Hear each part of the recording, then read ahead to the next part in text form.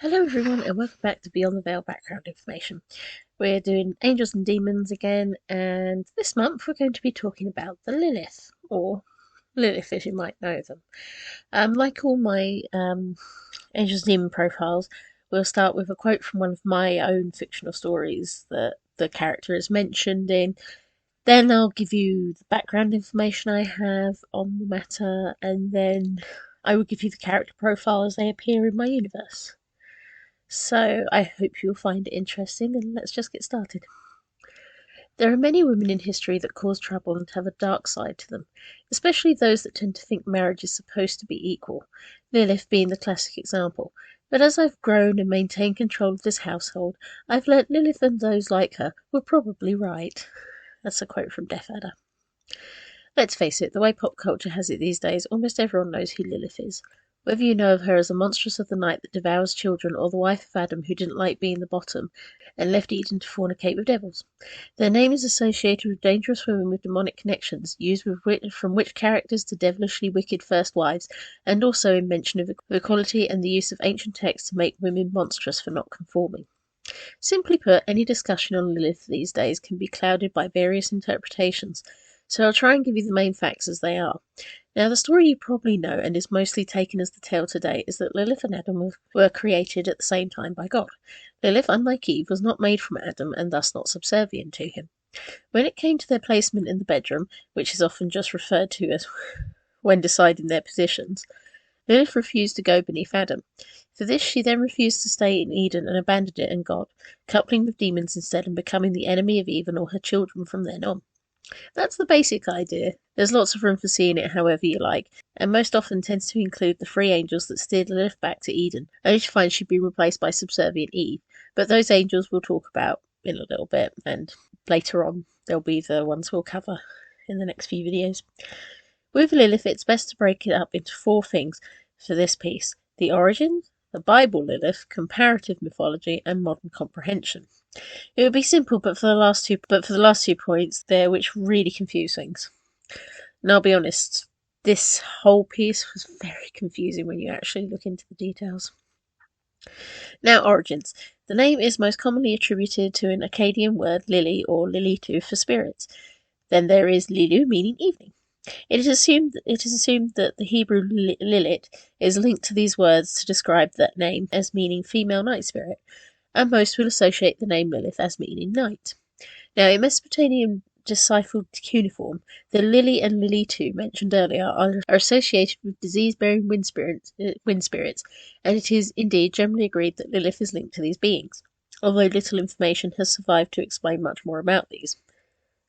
Most often from these is the story of Lilith, translated by Samuel Noah Kramer from Kisikililike, the night demon nesting within a tree Inanna Ishtar has chosen to build her throne from. Gilgamesh is sent to take the tree down, and as he does, the Lilith nesting in the trunk flies out of the trees to the woods. The choice of translation for Lilith was a poor one. A lily was probably more correct, and thus this story is often rejected as having any association to Lilith of Eden, but always the story is presented as an origin to it. But this translation was used to support the idea of the Bernie relief image, the woman with wings and owl feet, as this Lilith. Now, I have seen this used as an image of Ishtar, Ershkigil, and Lilith, and most likely it is probably one of the two deities. And the owls surrounding it may represent Lilith as the link to the lily, and Lilith as being attached to owls and being referred to as night demons appear more often. So owls generally are associated with night demons. In fact, some descriptions from other interpretations use the image of the Bernie relief as Lilith's description and link her demonic image as owl-like, though of course others use serpents. All we can gather is that 1. The name Lilith was proven to be an actual name in pre-Jewish times. The name may be linked to the words lily or lilitu, and that later sources do tend to pull more of the idea of an owl or night spirit to describe Lilith and interpret them, but it's clear that Lilith of the Bible has a unique story to theirs. So, what's the Bible story? Well, she actually is mentioned as the Lilith in this.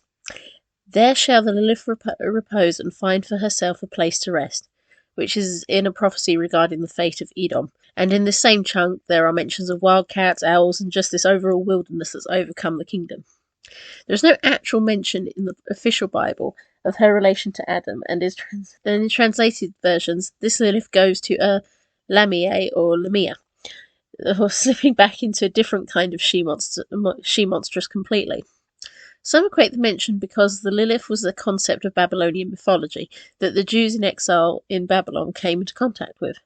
There are also translations that equate it because the word Lilith is usually followed by the mention of owls, as a translation for owls, and once again might be because in the Gilgamesh story, the Lilith in the tree had owls nesting there too, and the famous relief has owls pictured beside the being, whether it be Lilith or not.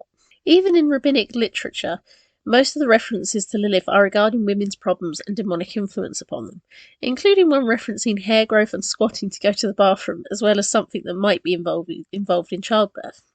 Others make references to the female demon relating to nocturnal emissions, references to how sleeping alone will mean she'll get you, the nocturnal emissions section even suggesting Adam begot demons and ghosts doing such a thing. However, the Midrash Rabbah is when things start to seem more familiar.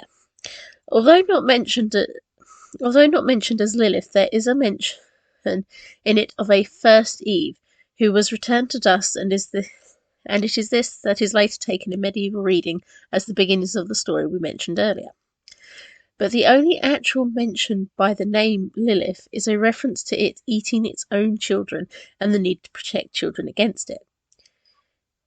So you can see that the origin is not as clear as it might be delivered in modern culture, because the first interpretation of the story of Lilith, as people know of it today, comes in the 8th-10th century with the alphabet of Ben Sira. And apparently scholars believe the story was meant for satire these days, not to be taken literally. In this story, an amulet with the names of 3 angels, Senoy, Sasanoy, and Semengeloth, are placed around newborn boys to protect them from the Lilith until circumcision. Now, there are amulets found dated from a lot earlier with a similar purpose, and yet it is this story that cements the idea of this being Lilith to have been the first wife of Adam.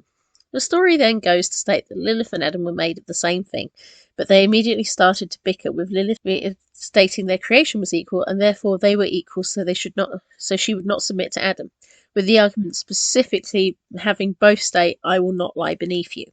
And getting nowhere, Lilith states the ineffable name, and then flew off. Not sure where the wings came from, but she flew off.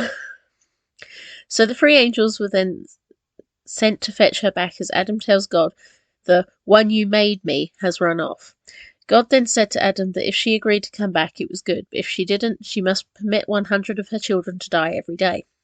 The angels then catch up with Lilith, threaten to drown her in the sea, and she states she was only created to make children sick. So for 8 days after a boy was born, he'd be under her dominion, and a girl for 20 days. She then makes the agreement that 100 of her demon children will die each day, and that if the amulet lays upon an infant, she will keep to this seeming oath and not attack it, and that's it.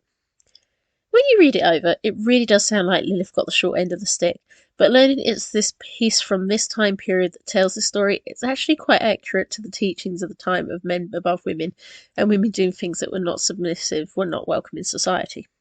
But you notice it never mentions whom she pairs with, but the issue is, it sounds more like a folk story, and indeed there were folk stories at the time about a dominant female demon, which is later equated with Asmodeus. In fact, this piece, the alphabet, has been speculated as being rather anti-Jewish, and indeed the stories within offensive, but its introduction to Lilith at a time when demons were being named and their powers labelled by the Christian church meant it was going to stick around. That was it. The story of Lilith was deemed a known tale by the 17th century, and her roles mixed from being paired with Asmodeus or Samael, or with a role to lure men astray. Some state it is this first Eve that has disgusted Adam with the first sight of menstrual blood, or being oversexed, and in general it gets very confusing. In fact, it tends to be very much against women who do not act subservient. The Kabbalah then develops Lilith into something more tangible, as the female side separated from Adam by God, but summarily goes to attack mankind, whereas another states she is created spontaneously and is the first to pair her with Samael. As time progresses, later entries try to link back more to the demonic side of the nocturnal emissions, with mentions that Lilith actually attached herself to Cain and bore him many spawn. However, in Zohar, they fleshed her out more as even having progeny by Adam in the seemingly brief sexual contact the pair had, but that there was a second female demon that wanted Adam alongside her. This is Naamah. She later is taken as a wife to Samael along with Lilith, and is one of the so-called angels of prostitution. But she, along with Lilith, produced to Adam, and that Lilith had in fact overcome Adam against his will to get what she wanted. But the Lilith as the demonic night creature remained. Particularly, it was how Mandaism and even Arabic tradition recognized her as the demon that affected pregnant women and children at night. It's as we come to the 18th century and the Western interpretation of Lilith that the story of Lilith as the rebellious first wife that would later cavort with devils would come to the fore. We can thank Goethe a little for that, as in Faust, Mephistopheles introduces him to Lilith briefly as a warning and presents her as the first wife of Adam. It seems that Lilith in Faust influenced art, and this influenced poetry, and so for a while she was a popular feature in them. Robert Browning, a Victorian-era poet, would also re-envision the story and have Eve and Lilith as having an amicable relationship, but that Eve did not love Adam, whereas Lilith truly did. Later stories developed by others focusing on the demonic, almost vampiric aspects of the night demon going around tormenting beings, but then having a chance for redemption or fix upon the love triangle between the first three humans. So it was inevitable that she would eventually become wound up into occultism and be connected to various goddesses and be represented in various forms for various groups. For some, it can be the rebellious woman, therefore represented a link to the witch, or through her union with devils to being the equivalent of a female deity in the more satanic ideals. Plus, through the union with Samael in later ideals, she and Samael are held as a hell's answer to Adam and Eve, meaning that Lilith still has the role she was to have as the first woman, but not as the first righteous woman. But overall, the story of Lilith is more than anything a tale about the general fear of women that do not conform, and the status quo and sexism of their society. And these days there is often the focus on Lilith stating that they were equal, and should be seen as equal, which I wouldn't disagree with when we are encouraged that from Eve, coming from a rib of Adam, she owed Adam. Not that any of the treatment of either of these two women is something modern people would view as correct. So here is Lilith as she appears in the Veil universe. Name, Lilith. Position, demoness. Story featured in, mentions in various stories. Role, reference to the ancestry of the Veil. Gender, female. Description, once appearing as a beautiful human woman with long wild hair the colour of the rich evening sky, she later developed crooked wings and talons, vicious teeth, and her skin went a vibrant, painful-looking red shade. She developed great horns on her head, and her eyes went a brilliant black that reflected back others. Realm, hell. Abilities, she has the ability to fly and produce over 100 children every day without too much discomfort. She can read the lusts of all mortal men, and during the early days of a child's birth, if not protected and left alone at night by a parent, it's up to her decision should it be harmed with sickness or even to die. Master, the Almighty, and Lucifer. Personality, stern, tough, and certainly not a woman who bends or submits to anyone. Lilith is caring to her brood, but has nothing but utter contempt for humanity. She is always eager that her brood should cause as much trouble as possible, and yet she regularly finds herself lecturing other demons in hell on how they treat the females, and encourages that all of them are equal in damnation. Relations, I'll keep this just to 3 beings for now, otherwise I'll be here forever.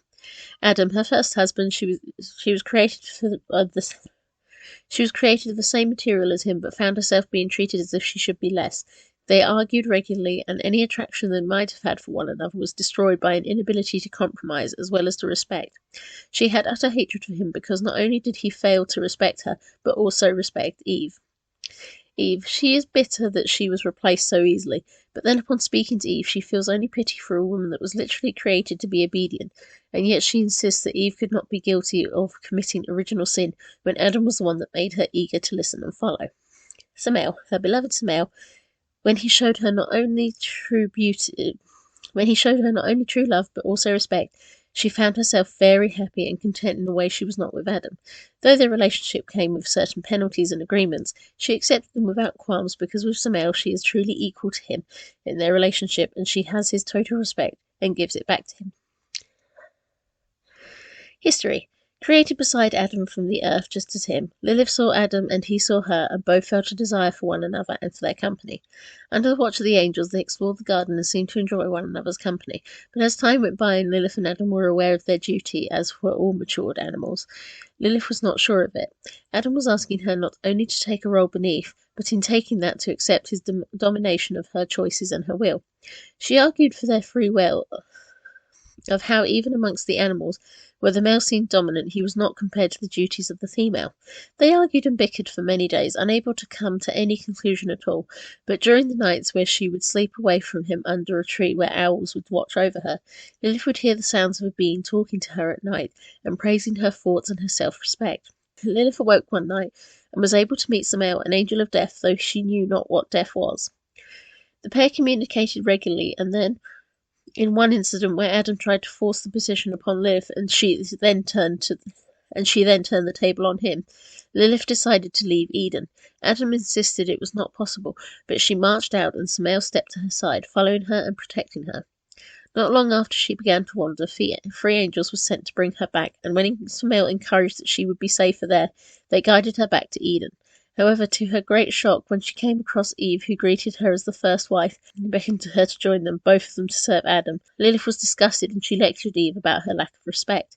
Learning of her creation and being sickened by Adam doing whatever he could to win the argument, she pulled away, claiming she'd rather be a demon, and upon stating such, the angels were sent a message by God that she would be cursed. The curse would mean she would be forced to birth over 100 children a day with whatever being she paired with, and that she would have no choice but to witness 100 of them dying each day. She made an arrangement that she would then attempt to take 100 of Eve's children in recompense, but the three angels managed to negotiate calmly down to just the risk to the children in the first few days of birth, unless they brought protection granted by these angels. Lilith then paired with Samael, who was forced to take on other brides too in order to have Lilith, which frustrated Lilith, but she understood that Samael would respect each of these women no matter the situation. She loved Samael's affection, and as time moved slowly for them each day, they spent what time they could together, not only in pairing, but the birth, loss, and rearing of those children that survived. Together they created beings that would lead to the vampires and the other Veillanders, but not long after Eve and Adam were cast out of Eden and their son had committed the first murder, Lilith was instructed to birth her spawn on the border of hell and earth, her offspring that entered the earth free to roam it, and do as she desired to punish Adam and his sons. Final comments. I do feel sad for Lilith in the sense that she is replaced by Eve in the story in a way that seems, well, I suppose in our more woke society it's clearer to see it as a misogynistic choice. But at the same time, I like my Lilith who has all that she needed from Samael in my universe.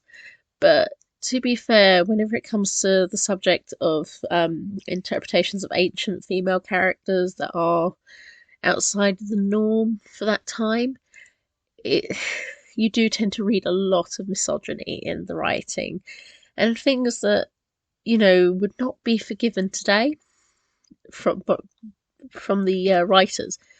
And it's kind of a good thing to know that when people read it and learn the stories now, they do see different interpretations and they do see both sides, like the understanding of, well, yeah, at that time that wouldn't be right, but this time that would be normal. But anyway, that's just me jabbering on. I hope you enjoyed this. Thank you. Bye.